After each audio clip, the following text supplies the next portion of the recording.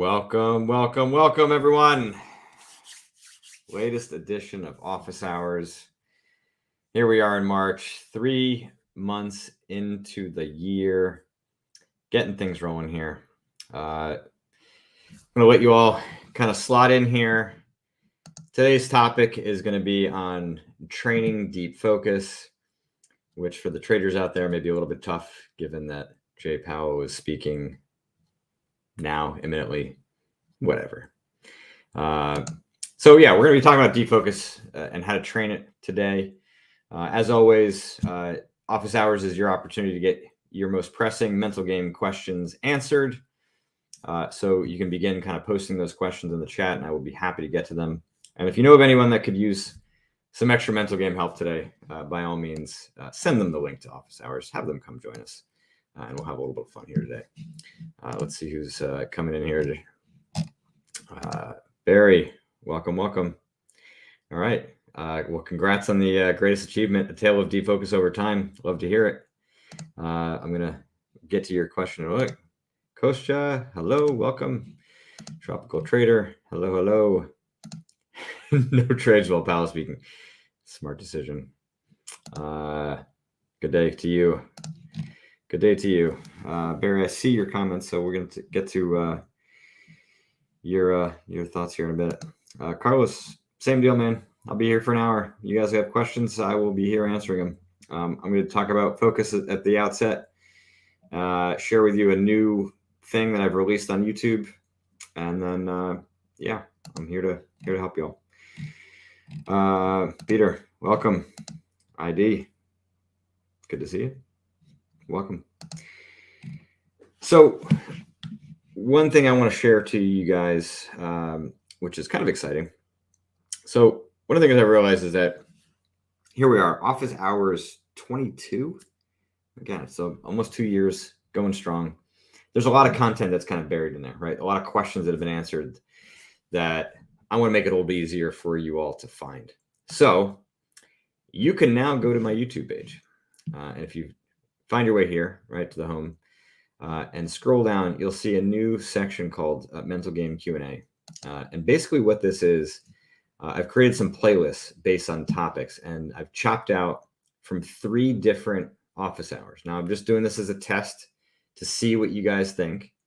And if you love it, email me, send something in the chat here, post your comments in those videos. But yeah, what you'll see here are a number of kind of topics, right? We're at discipline, motivation, performance, fear. Not as many tilt or anger questions, which truthfully motivated me to make tilt sneak preview the topic in May.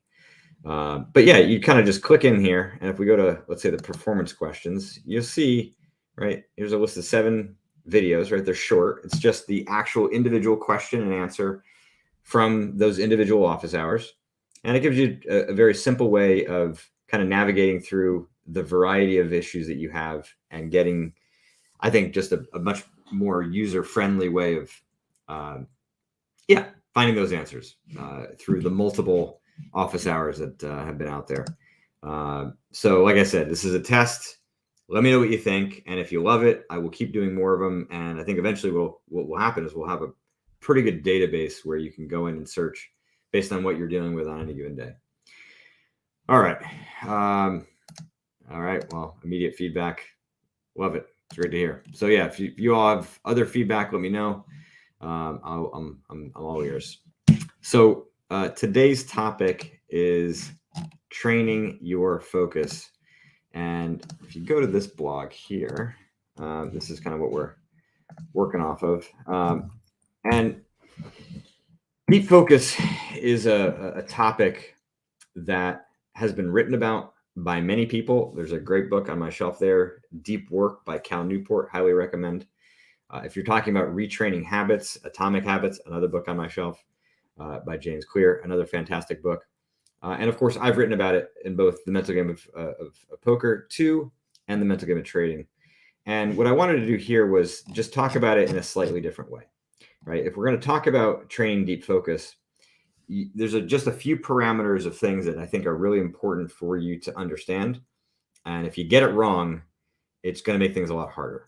So The first thing here is you got to understand that emotions are a primary driver of distraction. In fact, as I was actually thinking and preparing for that tilt office hours in May, just recently it's come up, and it's not just a recent phenomenon. It just, sometimes these things go through cycles, but there have been traders and poker players who did not think they had tilt issues and thought they were getting distracted. They were getting bored more often. They were kind of disinterested. They had this sort of I don't care attitude, and it was just sort of showing up, and their focus not being as deep and consistent as they would expect and would be normally. And the reality is that they were actually tilting. So sometimes tilt shows up in very big dramatic ways. Sometimes the same with fear, overconfidence, and that makes it very easy to spot as an emotional issue. But sometimes the early warning signs of those issues, right, if we're going to map that pattern, might just be that you become a little bit more distracted, more easily distracted, more liable to kind of have your mind bounce around to social media and other things that are not exactly what you need to be focused on, or a sense of disinterest, which of course then can lead to a different form of distraction. So you really have to rule out that emotions are not the cause of your distractions. Because if you are trying to force your way, or force yourself to focus more at those times when emotion is really in there, it's eventually going to come screaming out and cause problems. It almost creates like a pressure cooker like effect where you're forcing your mind to be here. And all that's doing is raising the emotional temperature, raising the intensity, whereby that tilt and fear and et cetera will become more problematic. So if you look at the performance stress curve, right, this is what we're kind of looking at. Now, most emotional issues, right, occur on the right side of this curve where your emotions have risen so high, right? Now we're like kind of 50 to 100 range where your performance is dropping. The pure focus problems that we're talking about today and that this blog gets into is about when your energy is too low and you're looking to train a more consistent energy source to drive your focus to either last longer or be deeper, be attentive to multiple details within that time. So doing that is different than the resolution work that is necessary to do if emotions are really at play. Okay, so now if emotions are not at play, then what are your tactics? So what I would suggest first and foremost is like to pick a time period where you're going to have that focus be as deeply penetrated. Now, it might be just during market hours. It might just be during a poker session, or it could be while you're backtesting, researching, studying, reviewing videos, etc., reading. And the note taking is not what you're doing. The note taking is your way of cooling down from whatever you were just doing. So often we kind of have this, what's often called like emotional residue, right? I would kind of call it like accumulated data in a sense, accumulated thoughts, right? We just have these ideas kind of running around in our mind and they carry over to our next activity. If you're not cooling down from that, your mind is not clear enough to be driven in the way that you ideally would want. So take some time to just jot down a few like tasks, a few ideas. If there is some emotion that is built up from the last thing, write it down, give yourself a chance to decompress and a couple minutes to relax before you kind of launch yourself into the next activity that you're focused on. So that note taking is really a cool down. Now, the other side of this is like kind of a preparing for a game. If today was the most important trading session, poker tournament, poker study session, whatever that you were going to engage in, what would your preparation look like? And some of that might actually mean ensuring that you got proper sleep the night before, that you ate well, that you were well hydrated, maybe you did some exercise. So, this isn't kind of on the spot, like what would you do right this second to be at your absolute best? Although you could look at it that way. But I think if you take some time to think about what are the factors that really help to produce that top end energy level, that energy source, it's going to make it easier for you to do the next thing, which is to build over time. So I would suggest, right, if you're kind of thinking about it now, take a few minutes, maybe actually even post in the comments. What are the factors that you have found to be most causally connected to you having top end focus, right? Not correlated, right?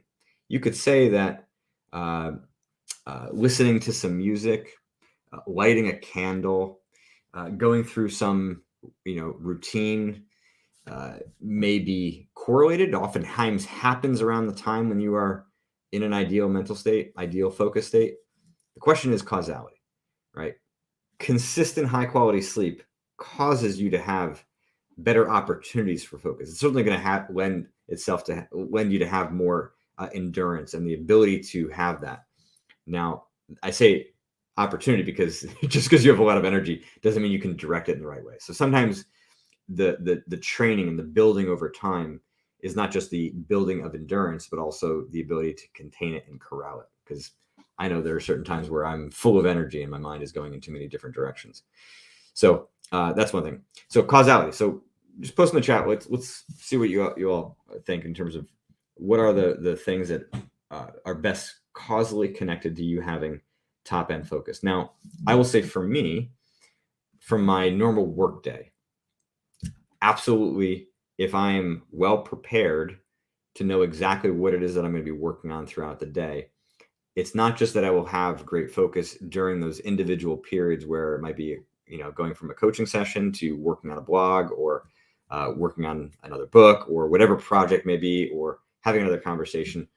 It's not, for me, it's not just the ability to focus at those times. It's the ability to transition and move between them that is really important. So the note taking I just mentioned is part of that, but having a pretty good understanding of what I'm going to be doing throughout the day at the start of the day makes it a lot easier for me to have that kind of focus sustain itself for a long period of time. All right, let's see what some of you all thought. All right, so here we go. Sleep, homework, game plan, breath work, mindful awareness. Yeah, all great stuff. Breath work, mindfulness, two things that I hear frequently, and I would say is kind of fairly personal. Sleep, workout, be grounded, everything scheduled, be without the phone. Yeah, man, the phone is such an energy suck. I don't know if I forget the actual technical term for this, but supposedly, like when you have a phone nearby, the sort of subconscious tuning in to that, and it's like having it just present is a distraction, even if it's not going off. Just it being nearby is a distraction. So it's not just be without the phone, in terms of using it. It's put it in another room, put it out of sight. Then it's out of sight, out of mind, and you have the ability to be freed up to have more focus. When I've done my pre-market prep and I've identified important levels to be aware of for the day. Yeah, so now you're talking about kind of like the technicals, the strategy is being dictated, and that provides direction for you. I mean, look, there really are kind of two parts to focus, right? One is the direction, and two is the intensity and duration of that intensity. So I'll talk about a bit more about that when we talk about building. I'm on West Coast time and need to get up then 30 minutes for game plan. If I wake up any later, way less focused and detachment. So yeah, so really having the time to warm yourself up, right? Otherwise, my guess is you're rushed. And if you're rushed, not only are you less prepared, but your mind is also a bit scattered. Usually I remind myself that I'm doing what I do because I enjoy it. Great. It's great. My focus personally went up a lot when I made my body tired before the opening bell. This could be swimming, deep stretching. Also, lots of very healthy food and water helped tremendously over time. Yeah, so I was listening to another trader talk about this, that the need to kind of offload a little bit of that adrenaline. I mean, trading can be incredibly intense at times, especially early on. And just being that amped up can cause some significant distractions. Let's see. I'm too focused on detecting one kind of emotion, so cannot catch other thoughts. All right, that's a question. I'll get to that later. All right, so last piece here of kind of building your focus over time, and then I will get to your questions and also to the questions that were sent in advance. So the building of focus over time really like is an endurance thing. You can think about being very analogistic to building muscle and or building endurance from a physical standpoint as a runner who's, not just trying to run longer, but maybe faster longer, right? So having deep focus for longer periods of time. You've got to look at it that way. You might have times where you're able to have very intense focus that would be kind of atypical for that period. It's almost like the Herculean. Well, yeah, there are times where under extreme duress, people can lift a car. If somebody's pinned under there, could they do that day after day? No, because usually the day after that, they're completely destroyed.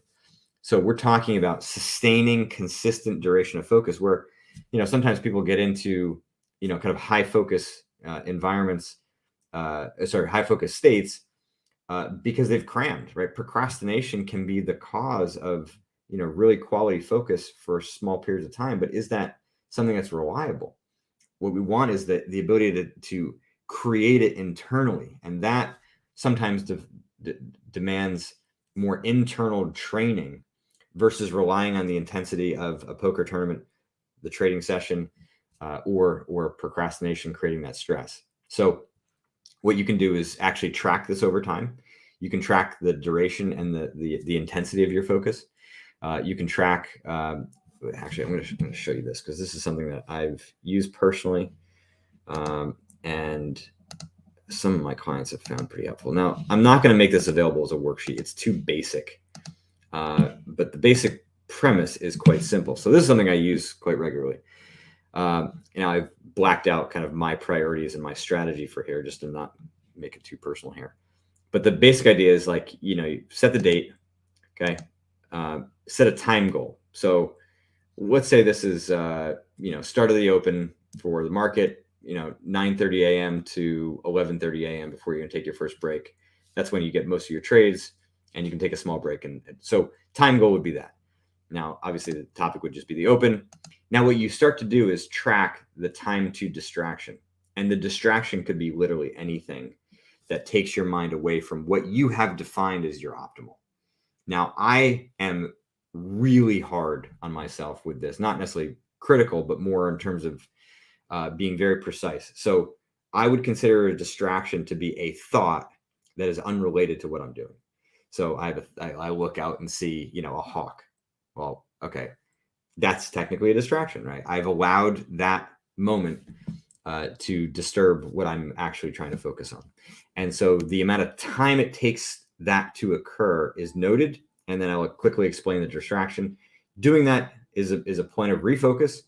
And then I'll just kind of keep going down this list here, right? It's like, within that main time goal of, let's say, 2 hours, there might be 6 or 7 distractions. And so what you'll start to see over time as you do this is, number one, the time to that first distraction will increase. So maybe within the first 8 minutes, you're getting distracted. In the future, maybe it's 16 to 20 and 30 and longer. And I certainly have seen that personally, as have my clients. And then the other thing is that the number of distractions that occur within that time period go down. Now, what this also does is, especially as you're looking throughout the day, it gives you the ability to see if there are times when your focus tends to be more off than at others, which means that you're going to need to apply a different strategy. So for me, one of the things that I've noticed is I've certainly at the end of the day, right? That is when my distractibility is at the highest, especially for things that are, requiring more creativity, more deep thinking. And so, yeah, of course I can structure what I'm doing, to try to make the most of my days and times, but sometimes that's not practical. If I want to get, a longer term project worked on, I need to do it and, at that particular time later in the day. So what we do is we can just like rescale the expectation or the goal in terms of progression there. So it just gives you some benchmarks where you can relate, because the like lifting of weight here, the pushing that you're doing to try to expand the amount of time that it takes for you to get distracted, right? And limit the number of those distractions. It might be harder at other times. And so, yeah, like obviously the last couple reps in the third set of a workout is going to be harder. So the end of the day is going to be harder. To me, I'm giving myself more credit if I grind through and I'm able to make progress at the end of the day than if I am at earlier times in the day. So yeah, you can track this daily, you can track this weekly, monthly, however you'd like to. But I think it's just a helpful framework to begin tracking this and really kind of building that focus over time. All right, I am going to get to your questions now. I'll get to a couple that have come in the comments here early, and then I will get to the questions that have come in advance.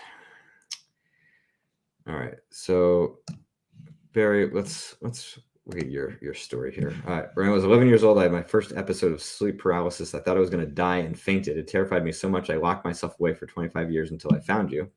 That's intense. I spent hundreds of hours studying your work with perfectionism, looking for an answer to my instinctive question I had until I finally decided to fix my motivation problem caused by my trauma. When I fixed my motivation problem, the old me became a memory, and I reconnected with the child inside, burst into tears, found out that I wanted to sing, dance, and help people. I found the black hole where my traumas were and was paralyzed by fear. Then after living through my traumas, my mind wiped itself and I relived my whole life again, processed blocked information. I can now see more colors, and my other senses are now in full operation. I have vocabulary and communication skills of an adult. I can project my voice, take a full breath, and swallow properly. My brain processes vision quicker. I have silky smooth dancing rhythm. I can sing. I now see other people's emotions and feel more of mine. My goodness. If you're not working on your mental game today, you're standing still. That's incredible, Barry. 36. Congratulations, man. Well done. Very happy for you. And yeah, keep up the great work, because it's a never-ending game. But to have pulled yourself out of a hell like that is quite remarkable and a great inspiration for many others. So thanks for sharing. Appreciate it. All right. Let's see. Answer that question. Where else are you here? Okay. What can someone do if they've developed trading anxiety and have a hard time executing live trades but excel on paper? So, ironically, this is a question that I have answered in that database I mentioned sharing, but I will give you some thoughts here as well. So, the intensity of a live market is functionally different internally than paper trading or even trading a simulated environment. And you can't equate those things as being the same thing, right? Paper trading is not trading because you're different in the live market. So it could be that you just need to be more conditioned to what it's like to be in an intense environment like that. I don't know if you have much, competitive experience in highly intense environments like, performance within sports or, the arts. But if you don't, then understand that you have to learn how to condition yourself in this space. It is as intense as that. The difference is, me as a golfer, I had years of playing and practicing before I started playing in bigger tournaments. And even then it was still, very intense. So that's number one. Number two is, are there any underlying biases or flaws, wishes, illusions, etc., that are making that anxiety greater than, it would be reasonable based on that? And if there are, well, then that's what you got to go out and solve for. But you've got to figure out, what is that anxiety? Is it like a fear of missing out? Is it a fear of mistakes, losses, failing, embarrassing yourself? Does it have some links to confidence? That's what you've got to kind of figure out on that side of things. Bob, I have a problem in that if I don't put an item on my reminder or to-do list, I will just forget it. Any thoughts beyond the obvious? I mean, I think the question here is, are you like consuming so much information on a daily basis that it's almost like your mind is like a very cluttered office and desk? And if that's the case, well, then, you're liable to miss and forget things because they're just kind of gone. So it could actually be a focus issue sometimes that kind of drive is maybe driven by a perfectionism or like a fear of missing out, you wanting to just be kind of constantly involved and know everything. Could be related to some confidence in that regard if we're talking about, being tuned in everything and not, limiting your purview. So yeah, I mean, I think what I would look at first is like how much stuff are you absorbing on a day-to-day basis, and how much is that affecting your memory? All right, I'm going to get to some of the questions that came in advance, and here we go. This comes from Michael. What distinguishes visualization versus dreaming about or a fantasy of dreaming about a fantasy of success? Which I kind of think it was like, sometimes I think people would see visualization, right? You're visualizing yourself being successful. How is that different than dreaming about being successful? And I would say on the surface, they probably are very similar. I mean, I think if we're talking about what might create problems in either situation, whether we want to call it visualization or dreaming,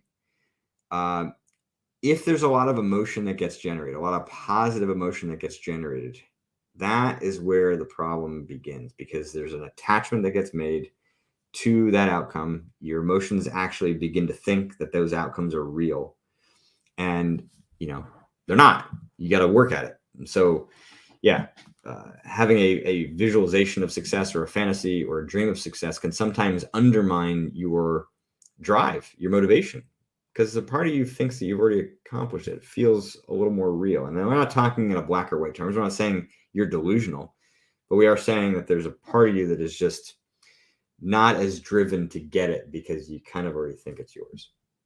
So to me, I think the distinguishing parts between, what is like kind of healthy visualization or dreaming, which dreaming is, we have an imagination. It's a tool. I don't think we're supposed to just lock it away in a box.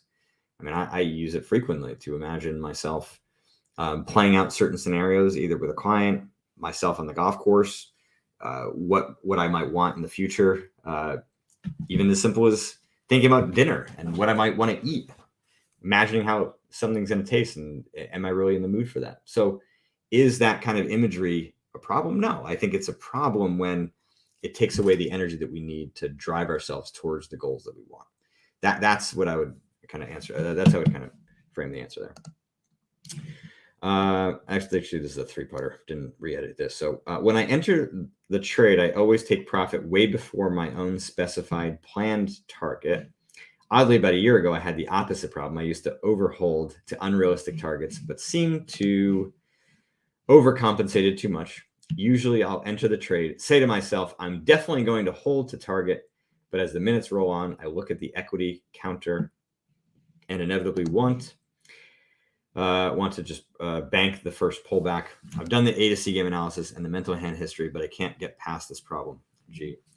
So first off, when you say this time I'm definitely going to hold the target, you're overconfident, which suggests to me that even in here, right, holding to overholding to unrealistic targets had some elements of overconfidence in there too. So common scenario, overconfidence gets kind of shattered, and now the overcompensation is a bit more fear. So yeah, how do you break through the fear? I think that's what you're after. And I would say that if you've done the mental hand history, then you should have defined the injecting logic statements that you're going to be bringing into those moments to chip away at that urge to lock up that profit. Especially, it sounds like you know the pattern very well. You know what you're battling up against. Are you well prepared with the logic in that moment to chip away at it? And it doesn't sound like that's the case. So you just tend to need to take that next step. So A to C game analysis helps you kind of map, the range in your performance. The mental hand history helps you to dig down into the root causes of this particular problem. And if fear hasn't been the thing that you've kind of line itemed as a thing to be looking at, I would strongly suggest that you do. What are some examples you've tackled with pro traders in the area of sucking less in their C game, i.e. keeping to a particular indicator strategy, not losing more than $1,000? Thank you. Yeah. So those are obviously 2 examples. Sometimes the sucking less is, in the example that was just given, holding for minutes or seconds longer, right? So the urge to close is so strong. So the suck less is, can I last another minute? Set a timer on your phone. Go, minute. Sit there and wait. See if you can do it. Watch it dance around. Tantalize you. Can you hold longer? 5 minutes, or that's whatever the progression is. So the suck less could be taking fewer trades, taking a break, ripping yourself off when, you're about to take the third in a sequence of losing trades, or series of the same trade, trying to make it work. So I think anywhere if you're struggling, you can define as a C game, and there's ways of kind of pushing yourself through that. I got a golfer in the house. As a young adult golfer, I was pretty good, and my scores hovered between 78 and 82. I didn't practice much, so I was content. Then I developed the chipping yips. I quit playing for 15 years, and then at 56 began playing again. I can hit 50 consecutive solid chip shots in practice, and then the first chip shot I have in the round will turn into a mental battle that typically doesn't end well. What strategies or systems would you suggest? Do I need to accept the fact that I will always have the yips and we'll just have to manage them, Mark? No, you don't have to accept that you always have the yips. I mean, we're not going to accept those kinds of problems as being, your fate for the rest of your life. What you do have to accept, though, is that the 50 consecutive chips that you hit mean very, very little on the actual golf course.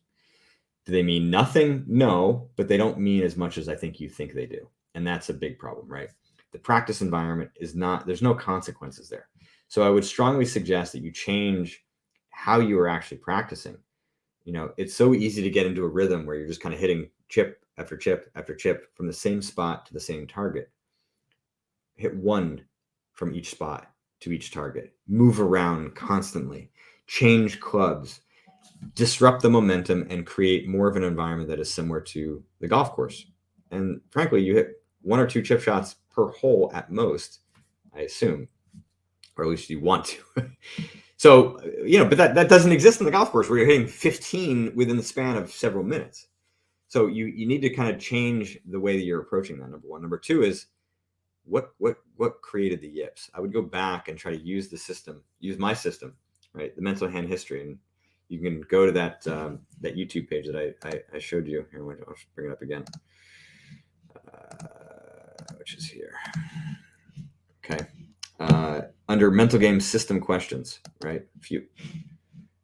Full playlist here, right? Right in here. Instructions for using the mental hand history. Use that as your tool to begin breaking through and understanding what caused the yips in the first place. They're not random. It might be a little bit hard to figure out, but listen, if the choice is like work harder to try to understand your underlying psychology, or just accept the fact that you're going to have this the rest of your life, I think the option A sounds quite a lot better. All right, got another golfer in here. Yeah, I did a golf podcast called The Sweet Spot recently, so I got a few new peeps here. I heard you on the Sweet Spot podcast. You mentioned the phenomenon of burning mental energy leading up to a tournament and coming out flat. Would love to hear more about ways of combating this. Yeah, so here you are, like, the night before a tournament, the night before a big round, the morning of, and like your nerves are amped. And so you just need to begin dealing with them then. I think the most simple thing you could do is just write down what is going on through your mind. The mind only has a limited capacity to kind of comprehend and work through all of that stuff, right? The things that you're thinking about, worried about.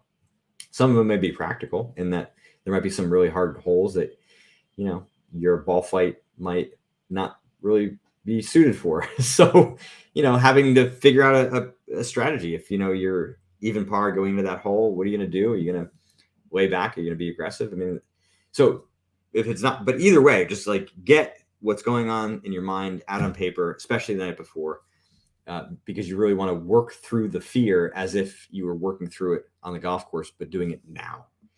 So that's the easiest one. The other thing is like figuring out what is really driving that fear, which actually is similar to my comments to Mark. What is the causality here? Why are you feeling this fear? Actually, the question about cutting trade short, very similar, right? We need to understand what is actually driving that. So taking some notes down will actually help you to see more clearly what it is you're actually worried about, and then you can kind of work with that. All right, a couple more questions, and then I will get to all of your questions in the comments. I trade very short term, but during the day when there is some downtime, or even when I want to, I cannot switch my focus to thinking long term and doing some playing. Samir. So actually, Samir, the things that I mentioned at the outset of this office hours today should work very well for you, which is do some writing as a cool down from the trading day. Or if you're still in the middle of it, it's fine. Just like take down notes about what it is that you're seeing in the market. Maybe some of the ways that the price action is changing your thesis on the day, whatever is on your mind, write it down. Take a couple minute break, go for a walk, get some fresh air, drink some water, whatever. And then like go to a list of things that you have for that longer term thinking, planning, strategizing, or whatever tasks are there. I don't want you to rely on your memory to engage in that stuff. I want you to then just be able to quickly access a list of things that you can kind of just pull off the shelf and say, all right, I'm going to work on this. Okay, last question from Michael. I've noticed I tend to unconsciously build confidence through positive confirmation bias. So I assume there are times where maybe you are wanting the market to move a certain way or wishing that your trade is going to move towards your target or like beyond a target. And then that actually happens. And so the positive confirmation bias, is this the wrong way to build confidence? Absolutely. I think anytime that we're dealing with confirmation bias, you are dealing with an internal wanting something to be true that is not necessarily true. You want to build confidence on truth, both from your own skill set and the reliability of that skill set in the market, in poker, wherever, right? So yeah, confirmation bias by its nature has a underlying drive that is flawed. You are looking for something to fill a hole in your confidence. So you are not building confidence that way. You are kind of patching it. And that is not the most sustainable way to do it. Is it functionally and fundamentally wrong? Is it going to like really mess you up? That's to be determined, and how intense and severe that positive confirmation bias might be. All right. Back to you all. Let's see. We've got here. Costa. Oh, that's the third one. Here we go. First part of the question. I read The Mental Game of Trading, worked on it a few months. After a short placebo effect, I found myself not changing at all and still sucking the same. There's number 2. When noticing tilt after a loss, I scream, move away, but my body remains seated to try to gamble back. Been working hard, but I still end up in C game. Should I continue to do mental hand history if it's only the same angry thoughts? I'm not moving towards consistency. What is my plan here, as I am not giving up? So the mental hand history, right? Again, I would actually go back, to the video that I just referenced here. Make sure that you're doing it correctly. Mentally, so that first step can be that just dump of all the stuff that's going on in your mind. But I think if feels a little bit scattered to do that, and then immediately go through the remaining steps, try to really consolidate and be very clear about what the actual problem is. Okay. So number 1. Number 2, given the stickiness of this, there's a little bit of desperation that sounds like it's here, which always means that there's a confidence issue at play.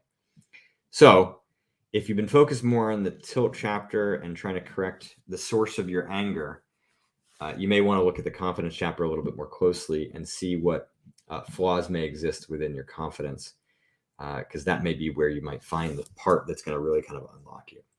But the other thing is, have you, like I mentioned to the other question earlier, have you really taken the next step and devised that real-time strategy and, come up with an injecting logic statement, have a map so you can see it escalating in real time?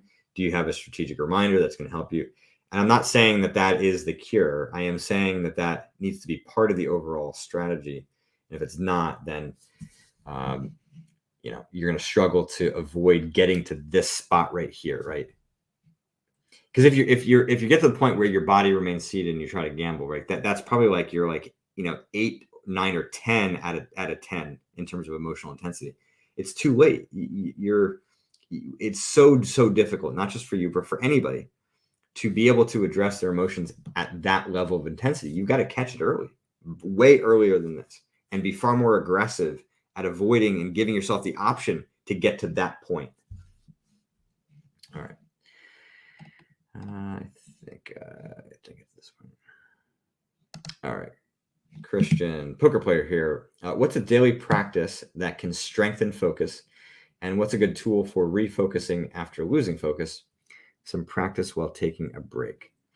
So you asked this after my whole points about focus. So if you're not sure that the focus tracking thing is going to work, the other thing to really consider is the degree to which you are connected to your goals.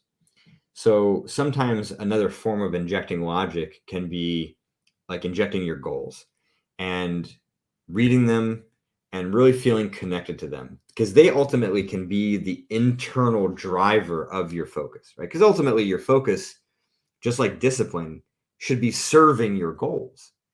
And it may sound a little bit counterintuitive, but sometimes it's easier for us to just like forget what we want. You kind of have to like learn your goals sometimes.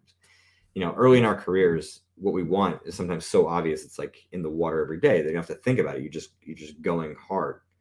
But if you've had some success and now, your goals are a little bit broader, a little bit more nebulous, unclear, or they're just new and you just forget.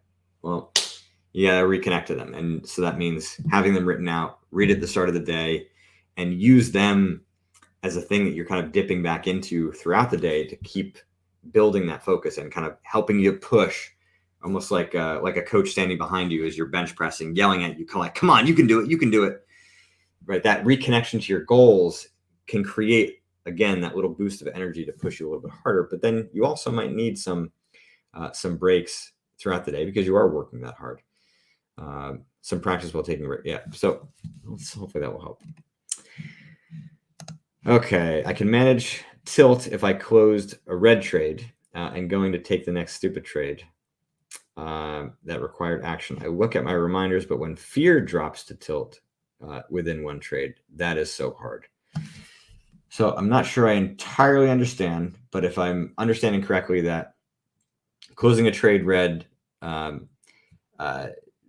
not going to take another stupid trade. But if like fear almost comes after the tilt, then that's where you really struggle. And this is actually quite common. I mean, it makes sense. You're kind of fearing your own loss of control, which has probably happened many times in the past. And maybe you've been able to kind of corral it and control it. But ultimately, the fear is like the fear of your own potential disaster that is looming because the situation is kind of emotionally perilous. It's like a tightrope walker. It's like, you don't have a lot of room for error to manage your own mentality here. And so you better get it right. So fear is very, very reasonable here. And I wouldn't necessarily say that there's objectively anything wrong based on what you've said. So what we have to do is go back and maybe like reconcile the past instances where those blowups have occurred. So in essence, you might be fearing that occurring now, but if what you're saying is that that's not happening now, you've got control of the tilt, in the back of your mind, you may not have kind of fully bought into that idea. And so you're still reflexively worried that you're going to blow up, even though you're not. So going back into your personal history, into your trading history, to remove any of emotional scar tissue, in a sense, from those past blowups or mistakes or losses can help kind of free your mind from thinking that you're just going to repeat those mistakes again. Okay. Next question. Read your book at page 100 and still trying to understand how to work on the root problems that I found. My most subject that I struggle with are fear of mistakes, taking risk. Let's see if another point there. No. Okay. Or taking risk. So the book is really kind of designed to help you to fill out the mental hand history. And at least, chapters 4 through 9 or 4 through 8 are designed for that. So if you're in the fear chapter, it means you're kind of just beginning to deal with that. So what I would do is, step 1, come up with a very, very clear description for what the fear of mistakes or the fear of taking risk looks like for you. I would have separate ones for that. And then step 2, why does it make sense that you'd have that fear, that reaction, those thoughts around mistakes or risk? And then the root flaw, right? The root cause, right? That's where you can kind of look around in that chapter, in the fear chapter, to help you figure out what that flaw is. And it may not necessarily come from my book. You may have to look to other sources, brainstorm for yourself. But in general, that's like the process. And then once you figure out what the root flaw is, then getting to step 4 and coming up with a correction is going to come a lot easier. I would suggest that you try to avoid coming up with any answers that feel very stock and not really personal to you, or getting too much into the technical side of trading, unless you are certain that it is more of a technical problem and less of an emotional or mental one. Okay. Your book brought tremendous amount of calm into my life. Wonderful to hear. Great. That's awesome. Okay. All right, here. Christine, when I've done my pre-market prep and I've identified important, this was from comments earlier. I'm getting my timing wrong here. Okay. Yeah, another example of ways to causally improve focus. All right, Ed, I'm likely the only non-trader or poker professional here, but I'm another golfer here. Focus is imperative to hit good shots. So I'm hoping to be able to translate what you present into my golf game. You absolutely can. The timing and the cadence of golf is obviously different than some trades and some poker, but in some respects, it's actually quite similar, right? There's this sort of ebb and flow that exists where you're in a trade, you're playing a hand, it's during a shot, and the cadence of that is actually quite similar. So, kind of having your focus rise, the decisions that need to occur, kind of within or preparing for a shot, preparing or within a hand or a trade are very, very similar. How you train that focus is, not too dissimilar, right? 4 or 5 hour round poker session, poker tournament, certainly longer than that. Trading session, certainly longer than that. So, I think you can track your focus the same way that I was suggesting before. Track the number of distractions that occur, track the number of times where your focus is optimal versus the times that are anywhere below that, and the reasons for why that would occur. And sometimes they're emotional, right? So you might be distracted by, playing through another group or having other people watch you play. And so maybe it's just a fear of embarrassment that might cause the distraction as you pay more attention to them than you paying to the shot that you're hitting. So that's not really a distraction. That's an emotional thing that you've got to deal with separately. But versus the pure focus issue is going to be an endurance thing, right? There's a great description from Phil Mickelson when he won the Players Championship, almost a couple of years ago now. He talked about one of the real catalysts for that was playing 36 holes. I don't know if it was a day, but he was playing 36 holes a lot each day. And the reason was not for him to get a lot of golf in, it was for him to train his focus to such a higher degree, because he was just finding it at his age, it was just harder for him to focus. And so to play 36 holes of golf at a high level was almost like overtraining, which is, a common thing that other endurance athletes do. Okay. Other questions here. Dyer, I stay focused really well for 2 hours, so adjusting my trading according to that. I used to think being on my desk for 5 to 6 hours will help, but it realized it resulted in decreased decision making. Yeah, I mean, it's really hard to have high quality focus for 5 to 6 hours, and if your performance drops by 10 to 15% over that time period, so the extra 3 hours, what are you losing from that time? Versus what you might be gaining. So it's an equity calculation. There's an expected value based on what you're gaining there. If the risk of mistakes are very high because that 15% is not an edge that you can give up in the market, well then, yeah, being off it is a no-brainer. If that edge is quite small that you're giving up, then you can kind of decide, well, maybe I can still have B game level focus and get a little high quality in, which is still going to make me decent money. Lucas, I'm a mid-stakes cash game player, diagnosed ADHD. I have good win rate when I play a few hands. Each time I increase volume or move up, it ends up with tilt and low win rate. Any tips? I've broken 6 mouses. Yeah, you're not alone with the ADHD diagnosis and poker. Number of clients that I've worked with over the years, and frankly, I'm not an expert in it. I mean, I certainly have a background in it for my training, but I assume that you've gotten some good help here.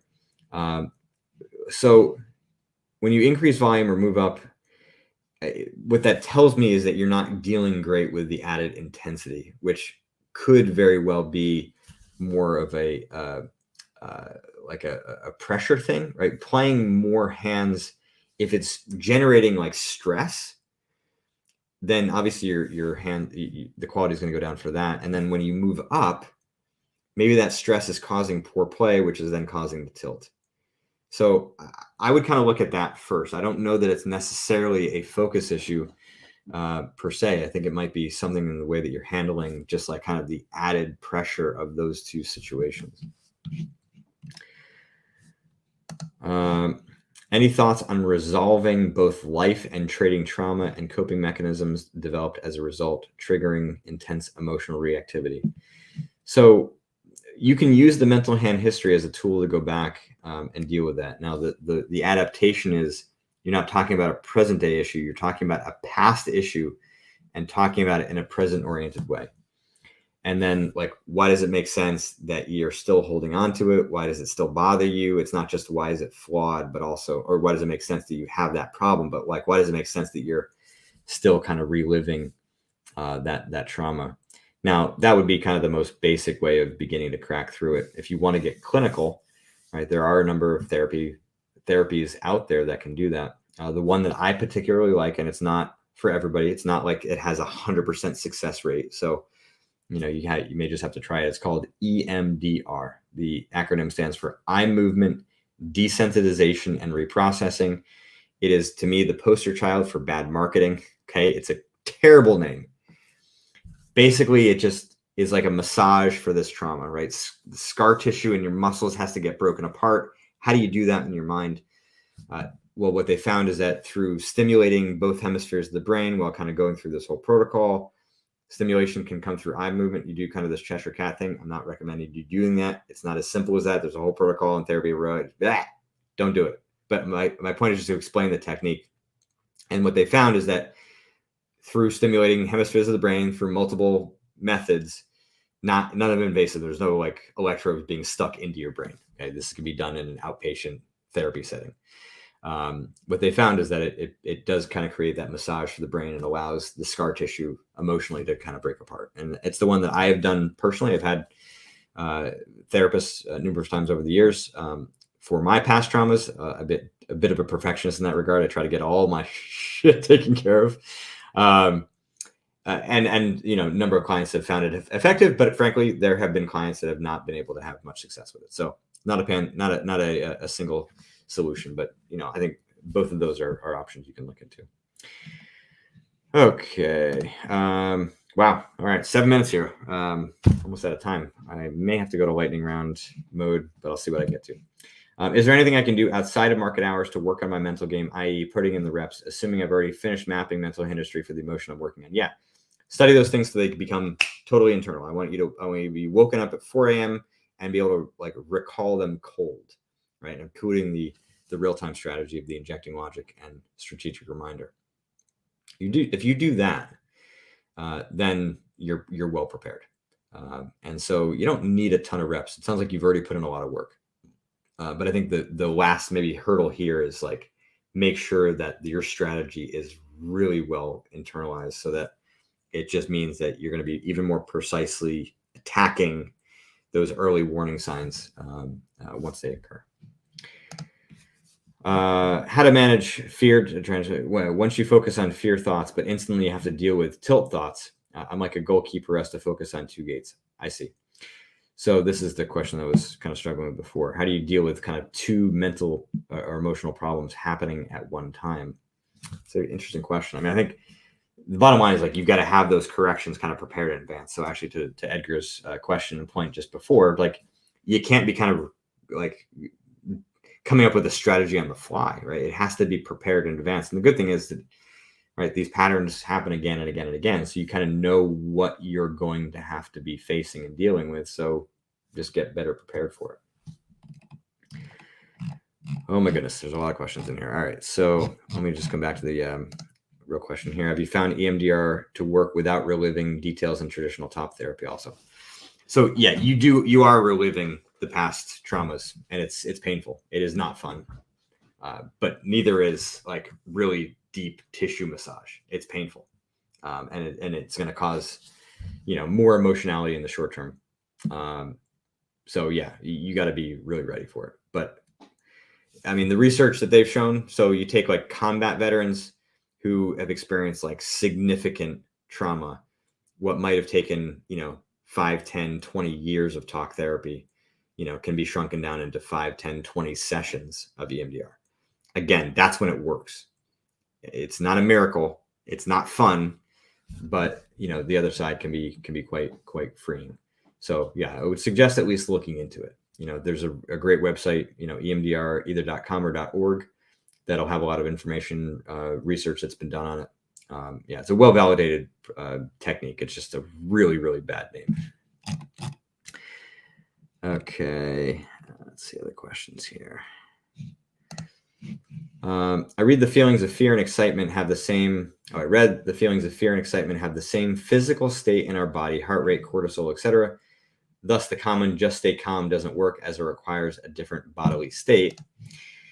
Thus, rephrasing an anxious feeling to feeling excited for what is coming can turn around anxiety on the spot. I use it and it works. What do you feel about it? I mean, there's a lot of ways to get things done. If it works for you, great. I think for some people, their fear is driven by more than just something that is physiological and a misperception of the situation. So, I've talked about my struggles early in my golf career of experiencing this. And once I understood that, no, this is how you should feel. It is excitement. That did help. So I'm not alone in that regard, but I am very clear that if there are deeper flaws at bay here or at play here, you're not going to be able to kind of talk your way out of it like that. You're talking about like a perceptual shift versus a deeper flaw, bias, illusion, wish, etc. Let's see. Well, what would you suggest for resolving addictions, including trading, where one can stop them? I think, yeah. So you've asked the trauma question. We'll stick there for now. Let me get rid of this thing. Okay. Yeah. Last questions here. Oh wait, I missed this one. Christine, I often get stuck focusing in too much on the details and don't pull myself out of that to see the bigger picture of things. What can I do to catch myself doing this and pull myself back? So it's either you got to catch the earlier signs, or you got to set a timer that's going to go off at some random interval, and then you can kind of do like a self-check and see where you're at. If you just get kind of so consumed, you need just something to kind of break you out of that. And by doing that, kind of having that disruption via timer, over time, you're going to start to create some data points internally that's no longer going to require that timer to get it done. Right? It's just going to take a little bit more time than it would for somebody else that has more kind of in the moment self-awareness. But that self-awareness is a skill, 100%. You can create that recognition. It's just going to take a little bit more work.